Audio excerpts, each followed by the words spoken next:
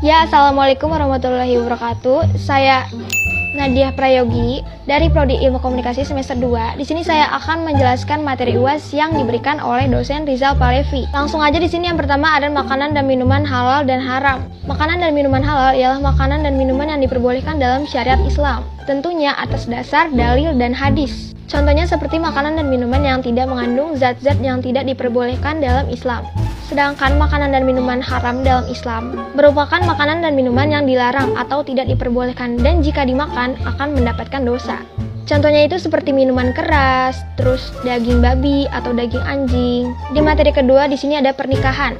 Hukum pernikahan itu mubah atau boleh dilakukan, asal tujuannya untuk membina keluarga dan bukan hanya untuk bersyahwat.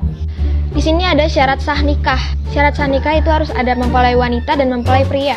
Adanya wali bagi perempuan, adanya 2 orang saksi yang pastinya sudah balik dan berakal, adanya mahar dan ijab kabul. Dan di materi kedua di sini kita ada rukun sah nikah.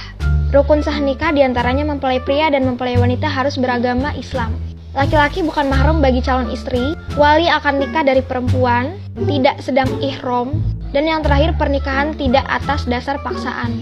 Materi selanjutnya ada talak. Talak berdasarkan macam-macamnya itu ada banyak. Di sini saya mengambil talak yang dilihat dari segi boleh tidaknya suami rujuk dengan istrinya. Maka talak dibagi menjadi 2 bagian, yaitu talak raj'i dan talak ba'in.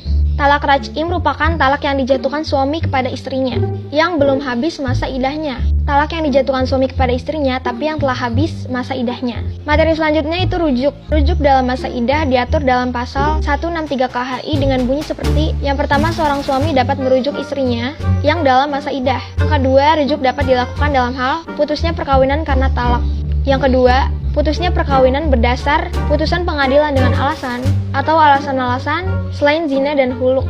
Materi selanjutnya di sini ada keluarga sakinah, mawaddah dan warohmah. Keluarga ini terbentuk atas dasar memiliki pasangan yang tepat, adanya syarat utama dalam berumah tangga, saling mengerti, dibangun dengan dasar keagamaan, tidak lupa bersyukur, dan menjalankan kewajibannya masing-masing.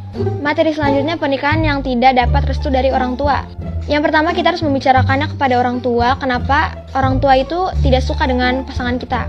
Tahap kedua, biarkan orang tua kita dan pasangan kita saling mengenal dekat.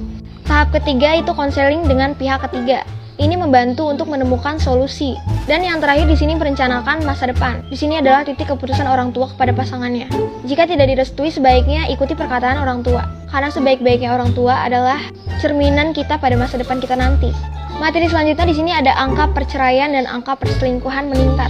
Salah satu faktornya di sini ada faktor perekonomian. Karena untuk keluar pekerja dibatasi, waktunya juga dibatasi, banyak pekerja yang memiliki omset yang menurun. Dan akhirnya terjadi masalah perekonomian keluarga. Ada juga faktor kesehatan. Karena masa pandemi ini banyak orang yang terkena penyakit, mereka juga sulit untuk membeli kebutuhan seperti obat, karena biayanya yang terlalu mahal. Yang terakhir ada faktor sosial. Karena di masa pandemi ini semuanya dibatasi, perlahan dari pihak keluarga banyak yang miskomunikasi. Karena ada kesenjangan komunikasi, bisa berdampak pada komunikasi keluarga yang harmonis, yang akhirnya timbul perceraian atau perselingkuhan. Yang terakhir di sini ada topik poligami. Menurut saya poligami merupakan hal-hal yang diperbolehkan dalam Islam, selagi ada dalil dan hadisnya. Poligami bisa dilakukan atas dasar wanita yang mau atau menginginkannya, dan melakukannya tanpa paksaan dari pihak manapun. Suami bisa mendapat istrinya dengan maksimal jumlah 4 orang, dan dari masing-masing istrinya tidak ada yang merasa tersakiti.